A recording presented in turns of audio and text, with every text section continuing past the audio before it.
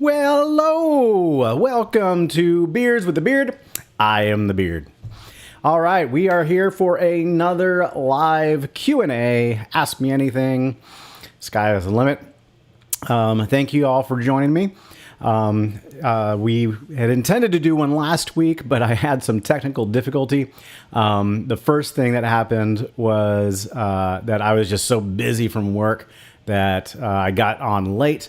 And then the second thing that happened is once I got on, I hit start streaming in my streaming software, but I forgot to hit the little button at the top of the YouTube window to say go live on YouTube. So I was sitting there talking to myself for 15 minutes, wondering why nobody was asking questions. And anyway, unfortunately, by that time, most people had given up. So anyway, thank you, everybody, for joining us today. I see a couple of people here. We've got Dale and Kyle. Good to see you again. Thanks.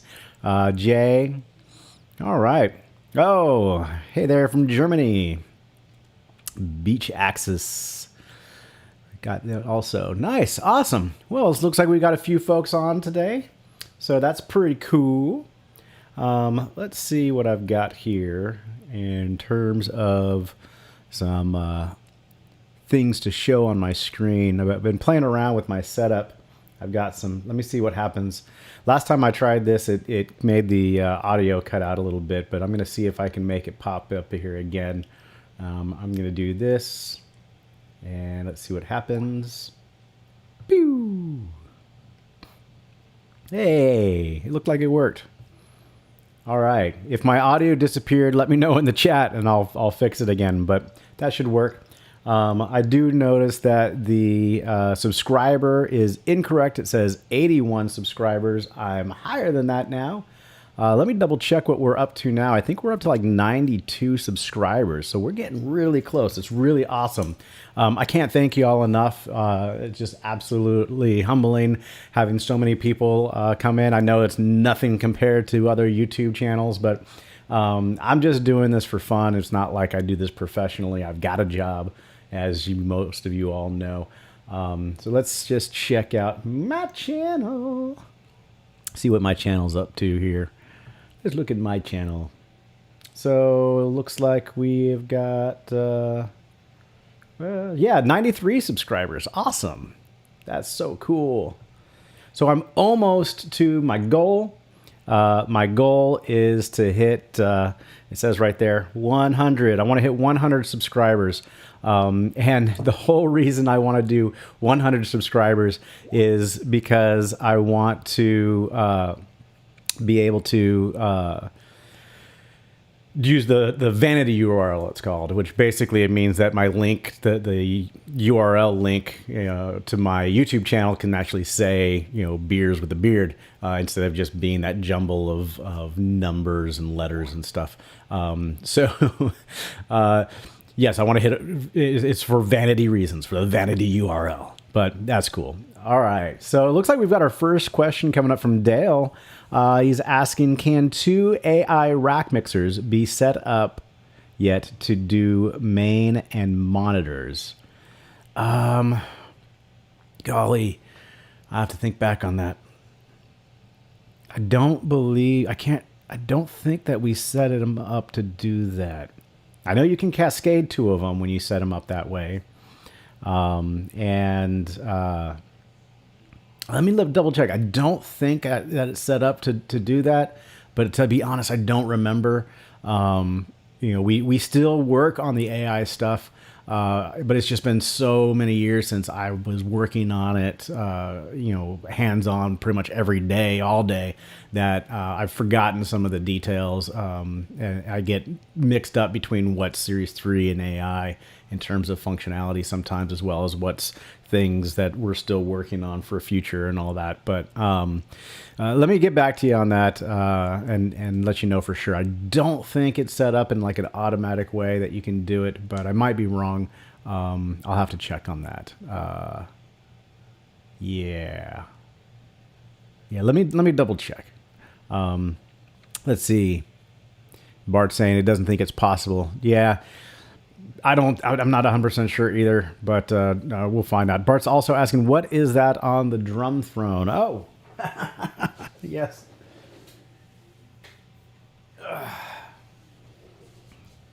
This is a Lego. It is a Naboo Starfighter Lego. I'm really into Legos. I've also got the Millennium Falcon. That's the version from Solo, as well as BB-8.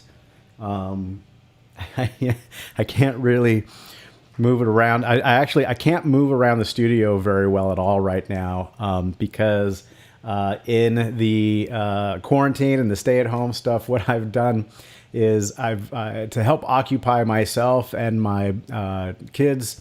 We have unearthed boxes of Legos. So I'm a huge Lego fan. I've got tons of Legos, and I've gotten my boys Legos for birthdays and Christmases. Both my older two boys, who's the oldest, is now he hasn't turned. No, he does. He turns. He hasn't turned 19 yet. No, he is 19 now. I'm really, really bad with years. I've got all these old Legos from when the older boys were kids that have fallen apart or been taken apart and had other creations made out of them. And as we've moved and things, even the ones that I usually try to keep together have fallen apart. And so I've got boxes. And so I pulled out, we did these giant Rubbermaid bin boxes that's just full of Lego pieces. And we've been going through and rebuilding all the sets together. So we rebuilt just recently a Hogwarts castle that we had. We're in the middle of rebuilding a Hagrid's hut. And keep in mind, these are all kits that are probably 15 to 20 years old at this point. So this isn't the new stuff. And I've got tons of other ones. I'm trying to build all the Lego Star Wars stuff that I've got right now. So I've got actually sitting here on my desk on my lunch breaks. What I've been doing is working. This is going to be an X-Wing. And then I've got, I put together these two over here.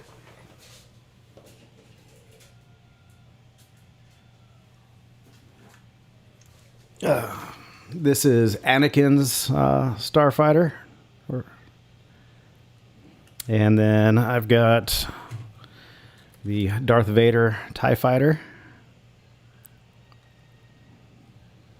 Put those back up.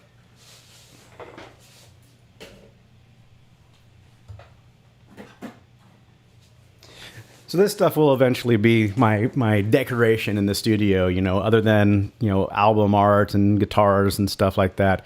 I've got shelves all along the top here that will be covered in Lego Star Wars. So I'm letting my geek flag shine here. All right. We got another question. It would be nice. Oh, yeah. Yes. It would be a nice feature to separate pre-post setting for SD card recording and the digital send to the ear mix units. Do you see a chance for this in the future? All right. So basically being able to say that you want the what's going to the ear mix to maybe have I guess that would be the digital send be pre or post on each channel. That's pre or post DSP. So I have to double check. I think that the SD card is always only pre. No, I guess it would be all the digital sends. Yeah. So if you did set it to post, it would cover all the digital sends. So yeah, it would be that way. So could we separate that? That is a bigger question for our engineering team. That has to do with the way the signal is routed and how many route points and stuff we have in our DSP processors. One of the things that they love to say, that I love to say, is anything's possible with enough time and money. So Is it possible to separate the digital sends for the SD card and the AVB? I don't know. I'll look into it though and find out. We have to have an engineer crunch the numbers, or that is more familiar with how the routing happens in the DSP code to be able to answer that. All right, Kyle's got one here. I've got all the Legos from when I was a kid, plus the ones we bought for our sons. Oldest is now 36. That's awesome. Yeah, man. It's funny. My dad is retired, and one of his tasks that he does in retirement, he has all of my old Lego sets from when I was a kid that he has kept in his attic and storage area. And so he's done the same thing. He actually did this before quarantine. He was doing this, for over last year, and he'd been pulling them all out, sorting them. So he hasn't necessarily built all of them. What he does is he sorts them all into their individual bags and parts.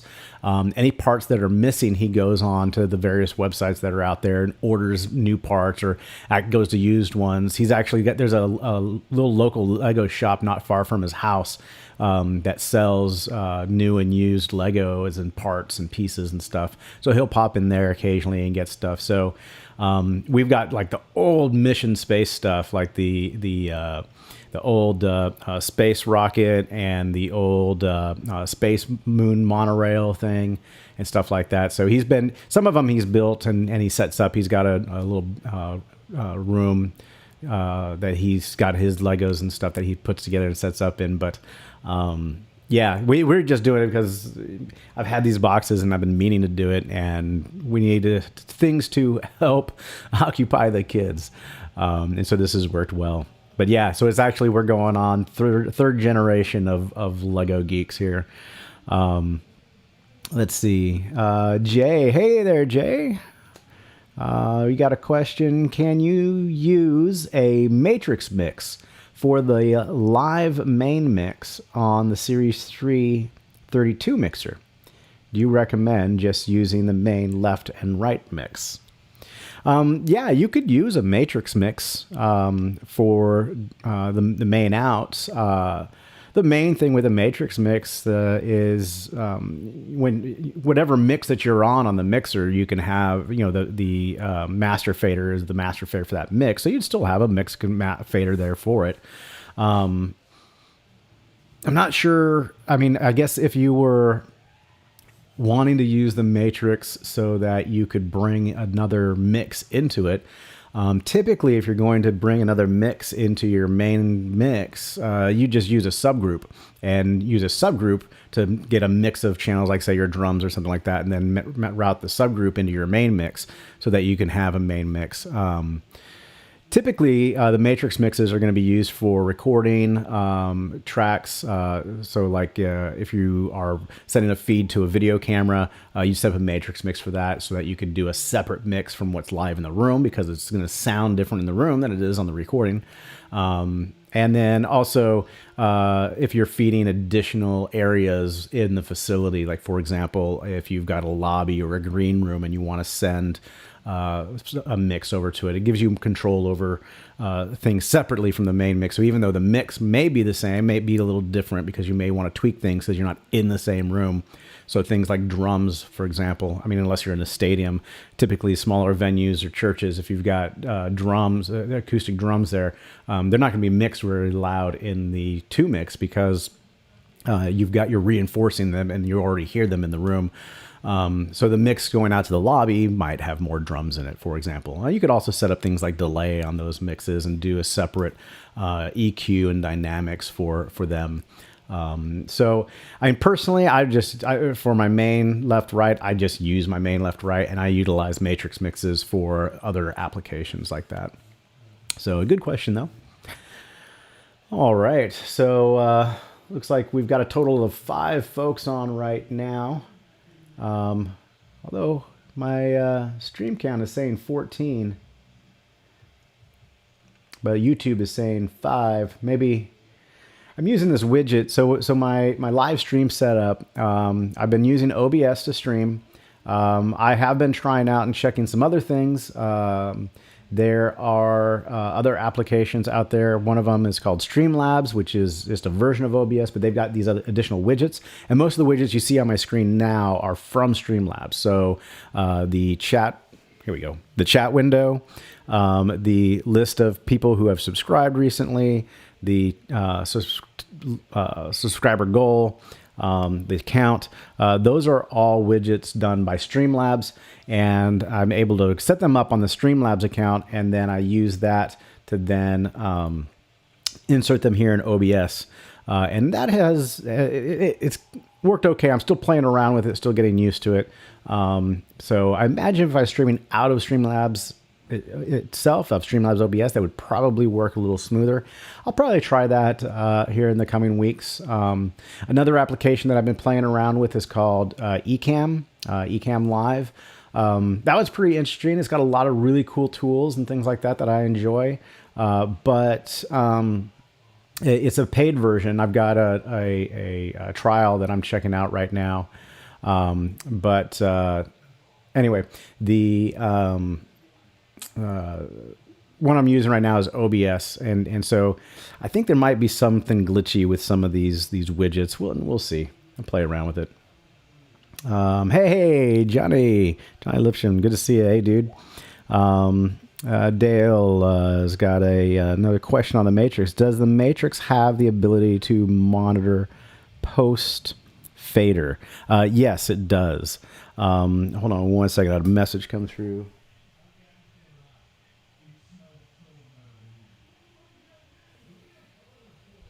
Yeah. A matrix mix, just like an aux mix, can be set up to be pre or post fader. And so if you're feeding, for example, your main mix into the matrix mix, you can have the matrix mix set up to be pre-fader.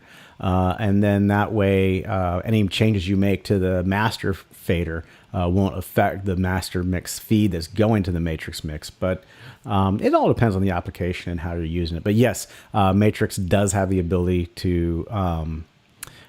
actually, I'm understanding your question differently now. You're asking if you can monitor with your headphones post fader, because I know that on the main mix and the aux mixes you cannot. Right now it's the same for matrix mixes. We are looking into changing that. The main reason that we have it be pre-fader on the headphones was for some of the workflows for doing monitor mixes, so that you could hear, and if you end up making a change on that master level for an aux mix, for the wedges or something like that, then it doesn't affect what you're hearing in the headphones, and then have to compensate. But yes, I that has actually come up before. It has come up, that monitoring the headphones, that they wanted it to be able to be post fader. And so that is something that we're looking into. It is on our list of items that we want to be able to add. So sorry, I misunderstood that at first, but I think we're square now. So, all right, let's see what else we got going on here. One of the things I'm going to be doing is I'm going to do an out of box on this bad boy. So this is the PreSonus PX1 condenser mic. So this is actually the mic that I'm using today. I need to play around with my mic settings. I think I've got my compression on too hot. I was setting it up kind of more like broadcast style, trying to optimize it for streaming and stuff. And I think I got it tweaked a little too much, and now I'm just like crushing my voice. So I need to play around with that, get a little better sound. But when I got it, I got this one. I actually got two of them because I want to be able to have one set up over by my mixer over here. So I can have another location and go back and forth and have the sound be consistent. So I haven't opened that one yet because I was going to do an out of box on it. So hopefully you guys enjoyed that. That'll be pretty cool. Actually, I'm just going to do an out of box. I think it's fun. I see a lot of other people do it. It's not going to be a main thing that I do on this channel, is doing out of boxes. But I figure when I get new gear, it'd be fun to do them. So, if that's something you guys are interested in, then hit me up and tell me in the comments. Are you interested in out of boxes? If so, I'll do more of them. Maybe I'll do some for stuff that's not even pro audio gear. I'm going to be trying to add to my collection of video gear. Another thing I'm noticing, so my video is auto adjusting here on me. So I use, for my camera, I actually use my phone, and I use an application called OBS Camera. It goes with the OBS software, and it allows me to use my phone. And I noticed right before I went live today that there was an update to it. It had done an update. I've got it set to just auto update. If you rely on the apps on your phone for a way you make money, such as our UC Surface app or our Humix apps, probably don't want to set it to auto update, because if the app updates, you usually also have to update the firmware on your mixer, and it's not always convenient to do so. You may not have the ability, the way to update the firmware before your next gig, so I wouldn't keep it on for that reason. But I don't have any mission critical stuff on that, so I keep auto update turned on. So anyway, it auto updated, and I've noticed now it had a bunch of new features, like you can now set the ISO, and you can set some white balance and things like that. But it's got this auto thing now, and it keeps auto changing, and it's really distracting actually. So I don't know. I'm gonna have to play with that. I wasn't expecting it to do that. So I say I've got nothing mission critical, but here I am doing a live stream, and it auto updated, and now it's doing weird stuff on me. So whatever. All right. Johnny says, got to get me a PX1. Yeah, dude, these sound incredible. I think it's like $129 is the street price, US street price. And dude, it is a great sounding mic. And I mean, it sounds on par with mics that you'd get for like $300 to $500. It's that good.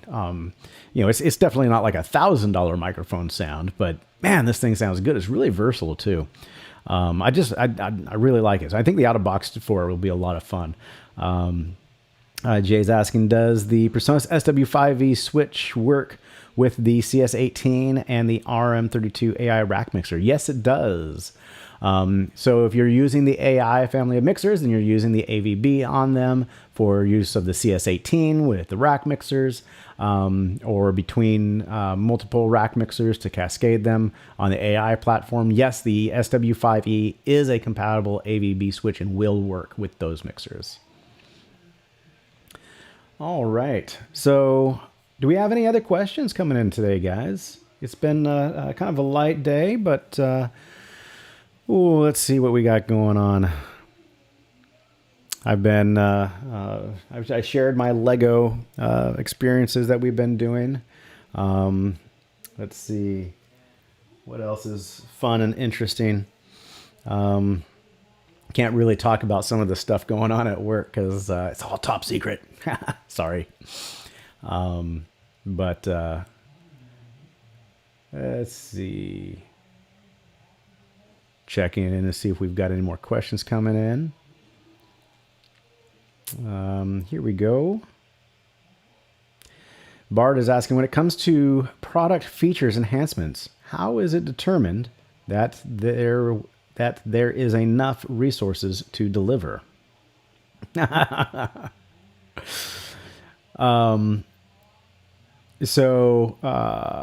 Typically when I have conversations about new features, enhancements, and stuff like that, and we talk about resources, usually in my job, there's two parts of there's the resources, meaning the man hours, the people, and their skills and expertise and their availability to work on it versus other projects. But I'm assuming that you're meaning in terms of the resources on the platform, the DSP, and the chips that we use. And so usually with the DSP chips, you have various specs. There's the manufacturer posted specs, and benchmarks and things like that. And then we usually do a series of our own testing and benchmarks when we're developing a platform. And so the engineers are able to basically, based off of the performance of the chip, how many cores it has, the megahertz of processing, they can determine that it can do X number of calculations per process, and a process takes X number of nanoseconds. And so based off of that, they can calculate how much DSP resources it's going to take to do a certain function. Now, keep in mind, it's usually all estimates until it's actually implemented. And that's because you can never know exactly what the code is going to end up looking like until it's actually written. Because it's just like everything else. Music, me writing a specification for a new product. I can write out what I think is going to be best in my head, but until it actually is there in front of you, it may not be right. You might write out some music, but once you hear it being played together, you might need to tweak a few things. So we make estimates that way. So the engineers have different calculators that they use to estimate how much cycles of the DSP processing it's going to take to do certain jobs. And usually what we do is in our platforms, we leave a certain amount of overhead so we don't use up all the DSP processing. So we've got some room in there to add things down the line. And so when we talk about wanting to do something like have the ability for pre-post separate from SD card versus what's going out over AVB, the engineers can take a look at what our current capacity is running on the DSP and then run their calculators and say, okay, well, if we add X number more patch points within the processing, then it will eat up this many more cycles, and we have that many more cycles left, and so it'll fit and it should work fine. So that's usually how they do it, is they just use calculations based off of the number of cycles of the DSP. It's the same thing for calculating new, like when we're looking at a new platform and developing a new platform, we'll say, okay, well, the new platform needs to be capable of all these features. So engineering will go shopping for chips that have specs that look like they will be able to do all those features. And a lot of it comes from just experience. Because we've built so many different products and have so many things that run in the digital domain, we know, a lot of the basics. We know how much processing horsepower, a 4-band EQ is going to take, how much processing power a digital patch point is going to take, and that kind of thing. And so from all that experience, we can kind of make informed decisions about different things. Let's see, what else we got here? Any more plugin packages on the horizon for the SL3? Potentially, yeah. We've talked about it. There's a few things that we would like to do and tackle.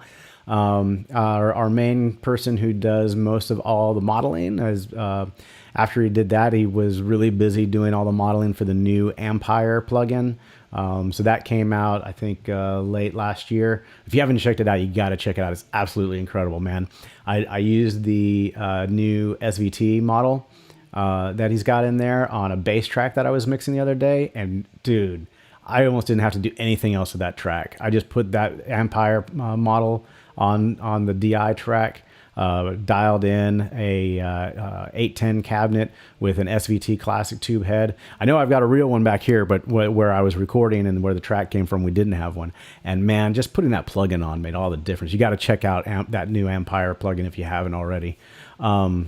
So he's been busy with a lot of stuff on that and some other things. And so we do have a list of things we'd like to do in the future.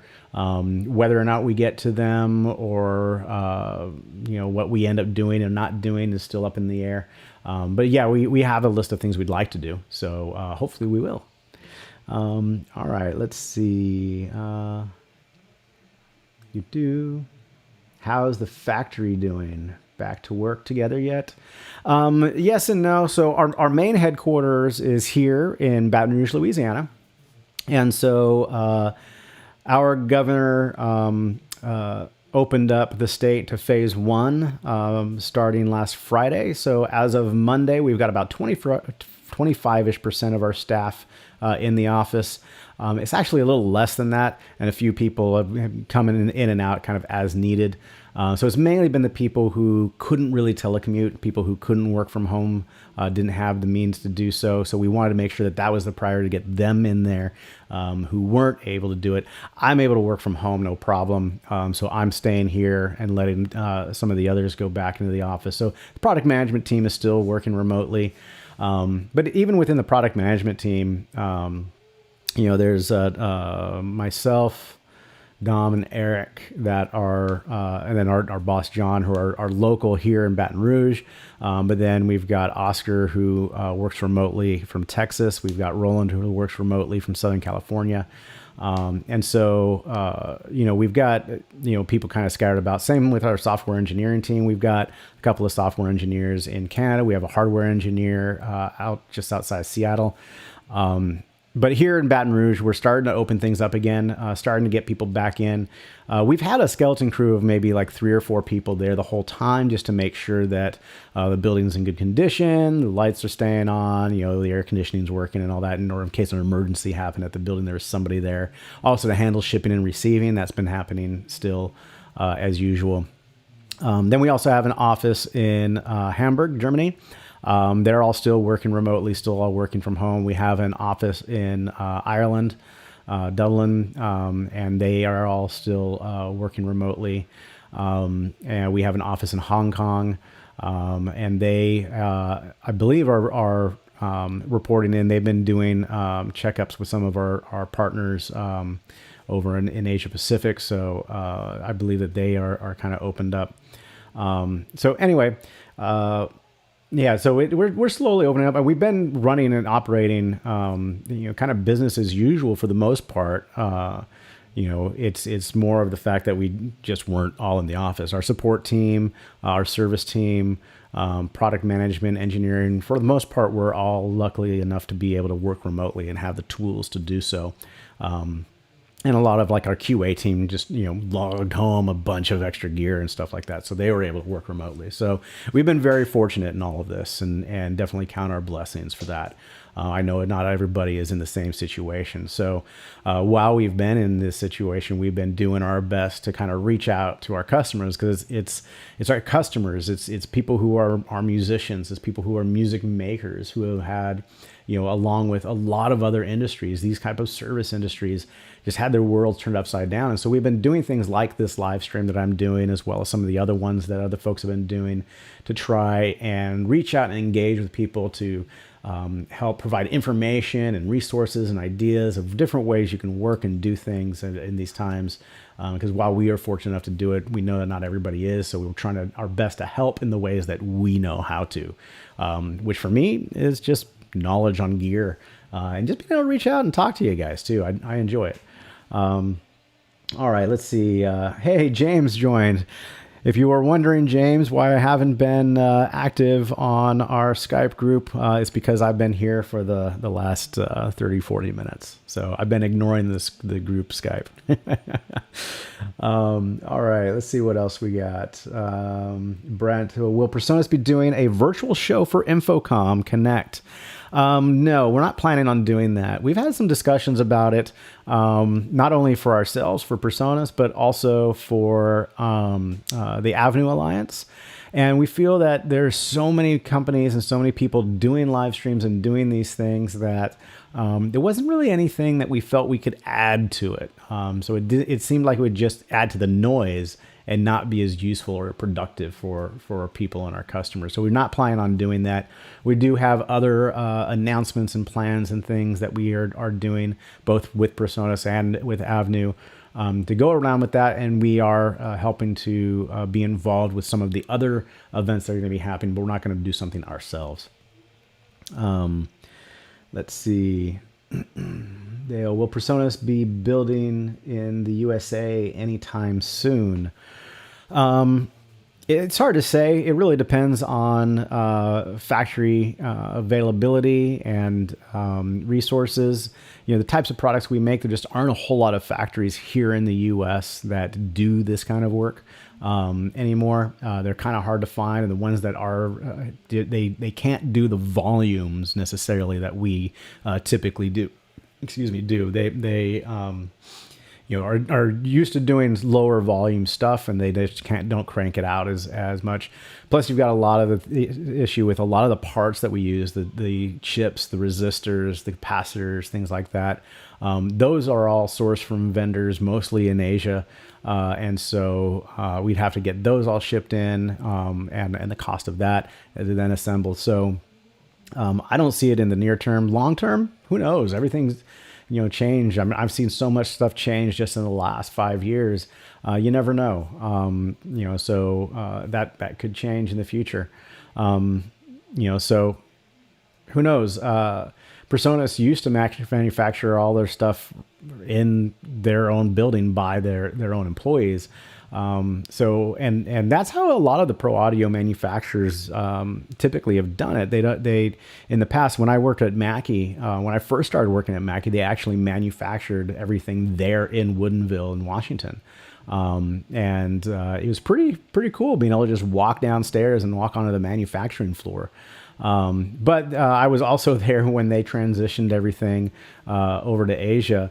And I know now from friends who work there that they not only manufacture in Asia, they also have some manufacturing that happens in Mexico. And also for the longest time, even after Mackie transitioned manufacturing over to Asia, the larger analog 8-bus mixers were still manufactured in Woodinville, but they just contracted the work out to a manufacturing facility that was down the street. And so I guess it has to do with the various costs involved in manufacturing and the overhead and all that, inventorying and the supply and stuff. And so it was just more cost effective and made more business sense at the time for them to switch. And that's what we see with a lot of pro audio manufacturers in the U.S. now. There are still some that manufacture here in the U.S. I believe Apogee still manufactures in the U.S. and Motu still manufactures in the U.S. But they also have different distribution channels and systems. They also don't do the same volumes that we do. We literally sell thousands of audio box interfaces a month. And so we have to be able to do that. There's also the complexity, being able to not only manufacture, but test and reliably get the yield that we need out of something as complex as a digital mixer. There's just a handful of factories in the entire world that are capable of yielding us what we need to in terms of quality out of our digital mixers. So it's a bigger question than just would we like to or not. There's a lot involved, but who knows? Maybe one day would be pretty cool. Let's see. We've got John. I previously made feature requests for the ability for mix sends to be made pre-post fader on a per channel basis versus per mix. This feature could be made on just the auxes in the channels. Yes, we have that feature request in. It is on the list. So the feature request being to be able to set an aux send to be pre or post on an individual channel basis. And so that is on our to-do list. That is on the list. Engineering has said that it is possible to do. We just haven't gotten to it yet. So that is on our list of things to do. The aux in and tape in channels. But yeah, specifically, that makes sense. Johnny, support are all doing well and we are working remotely. Yep. Yeah, like Johnny said, so, Johnny is actually part of our team. He's here in the chat, but, our support team has been doing an incredible job helping people out, both dealing with people on, we've got not only our support team, but our team of moderators. We have a lot of people who don't even work for Personas, who are a lot of our moderators on our forums and on our Facebook groups. A lot of the Facebook groups aren't even ours. They're just groups that people put together, and the moderators who handle that are doing an incredible job helping people, and our support team both online as well as managing the emails and the ticket systems have been doing an absolute incredible job. And so luckily we have a lot of support people who work remotely already or work in our different offices, so we've already had the tools in place to be able to work remotely, so we are able to continue to provide support in that way. So thank you for all you do, Johnny. We truly appreciate it. And if you guys want to see a real beard, check out his. All right, let's see. Or no, I'm thinking Johnny Doyle. Never mind. Gotten my Johnnies mixed up. We got a lot of Johnnies that work at the company. I don't know. A lot of Jims too. Jims and Johns. I don't know. James. Oh yeah. I just wanted to check in. You're gonna have to share your Streamlabs settings. My stream don't look as good as yours. Yeah, I don't know. I got to play around with the settings, James. This is not working correctly. I've got more subscribers. That's not working. I don't know. I don't think that's really all that consistent. The chat seems to be working well. And that stuff seems to be working all right. So we'll see.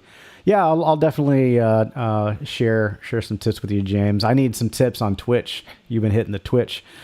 James here in the comments, he's got a Twitch channel. He's been live streaming, doing on Twitch, doing some compositions, working on some song arrangements and things like that. It's been pretty cool. He's also started streaming, playing video games, which is what Twitch was founded on, what mainly a lot of people do on it. So it's pretty cool, but it's fun getting into some of this stuff. We're all kind of learning together. Dale is saying, sounds like a good business opportunity. Yeah, it does. I mean, building here in the country. Yeah, it definitely would be. One of the challenges is that the skill, you've got to train up a lot of the workforce. Since so much manufacturing has left the U.S., not just in pro audio, but across the board, the skill of the factory workers needs to be brought back up again. There are definitely manufacturer facilities here, but like I said, a lot of them, it's the company itself who owns the manufacturer. There's not necessarily like a lot of contract manufacturers here. So there's not a lot of factories that do nothing but manufacture. So you could partner with somebody who would handle manufacturing. So, we'll see. It definitely could be a potential business opportunity if it all worked out right.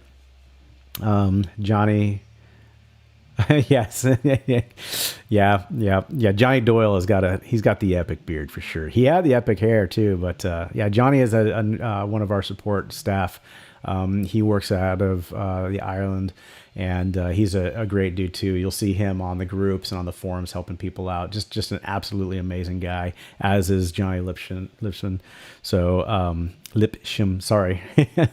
But great people, great staff. So all right, man. So other than this camera thing, that's bugging me. I'm gonna play with this camera setting, see if I can get that sorted out. But anyway, any other questions before I log off? It's getting to be about time. I got to turn my attention to making dinner. I'm keeping it easy this week. Usually I do most all the cooking. I enjoy cooking. I got into it just because I like to cook. But it's one of those things for me that I get a lot of satisfaction out of. And when I spend my entire day pretty much staring at a computer screen, and I work on projects that take months, if not years, to complete. When I start working on a new product concept, it usually is going to be at least 1.5 to 3 years before that product is actually completed and out in the market. A little different with updates and software and stuff, but in general. And so cooking is one of those things that I can do that I'm not in front of a screen. I'm working with my hands, not with a keyboard. And I get to enjoy the results immediately. So it's not something I have to wait for that satisfaction for. So I really love it. It's a kind of a Zen thing for me to be able to cook and focus on it, to prep everything, mise en place, put everything in its place and prepare a meal. I really enjoy it. I do everything from cooking on the stovetop and the oven to my real love is grilling and then barbecue and smoking. And so I do a lot of that. But what I've been doing lately a lot is cooking large meats and meals, and then packing that away as leftovers and freezing it and stuff like that. So I've got a bunch of pulled pork. I had made a 10-pound pork shoulder the other week, and so I pulled some of that out of the freezer the other day, and it's ready to go. I've got a really awesome sweet potato, turkey, and kale soup that I made. I've got a no-bean chili that I made that I've got. So I'm really just eating up leftovers today, not doing any fancy cooking. You guys interested in cooking-related stuff? I'd love to share any of my cooking stuff. Hit me up in the comments. Let me know. You want to see cooking stuff on my channel? Yeah, maybe. I don't know. I'm up for anything. So I'm not doing anything crazy tonight. So that's about it. Hey, we got Mr. Scott here has joined us. Good to see you. Hi, Ray. Can you route the mono out on the 64S to an aux mix? I don't remember. I think you can. Route it through an aux. Why? What's the use case for that? I'm just curious. So we've got a mono out on the 64S. It has the main, left, right, and a mono, or if you're running an LCR, it'd be main, left, right, and center. So it's got a dedicated center out. You can route that out over AVB and all that stuff, but can you route it to an AUX? And you can't route a main to an AUX. If you turn an AUX into a matrix, you can route it into an AUX that way. But I'm guessing you're meaning route it directly out of an AUX outputs. And to be honest, I forgot. I'll check real quick though. It's right here. I gotta climb around all these Lego boxes, so excuse me.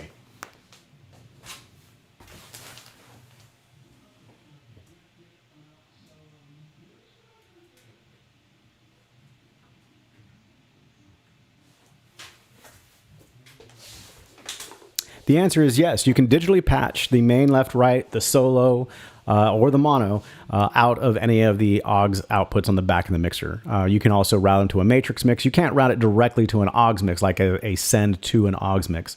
You have to use a matrix mix for that. But if you turn an AUX mix into a matrix mix, you can do it that way. But if you're talking about just digitally patching it so it comes out of one of the AUX outputs on the back instead of the mono output on the back, yes, you can do that. Let's see. Where's my beer?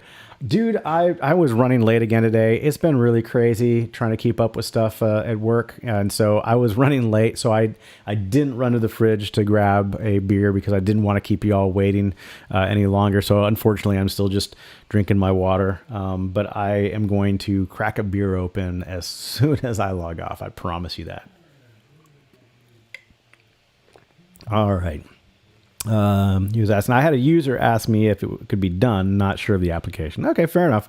So yes, the answer is yes, it can be done. Again, digitally patching, yes. Routing in terms of a send to an AUX, if you turn that AUX into a matrix, that would be your answer. So, all right, guys. Well, I think I'm going to call it at that. I'm going to go get some food. I'm getting hungry. I'm going to crack open that beer that I didn't get a chance to do yet. But I will be doing another one of these live streams next Wednesday. I will be out of touch for a little while. I am going camping. I am getting out of town. We're going to load up the family and we're going to drive away and we're going to go camping for Memorial Day weekend. So I will be gone in the woods for about 4 days, forgetting about everything, having no devices, no screens, no connection to the outside world. Well, I lie. I'll probably have my phone and I might, log in and check every once in a while. But anyway, I hope you all have a wonderful holiday. And for those of you overseas and in the UK and Germany, enjoy your holiday as well. I believe that you guys have a holiday tomorrow, if I remember correctly. So anyway, wonderful holidays to everybody. I thank you all very much for tuning in. I really appreciate it. And with that, I will log out and say goodnight. Thank you again, everybody. We really appreciate it. And if you're watching this and you haven't already, be sure to hit that subscribe button. I'm almost there. I'm going to get that vanity URL really close. All right, so hit that subscribe button. If you want alerts when we add new videos and stuff like that, hit that bell icon too. That will give you alerts. Give this video a like if you enjoyed it, and we'll see you all later. Thank you and good night.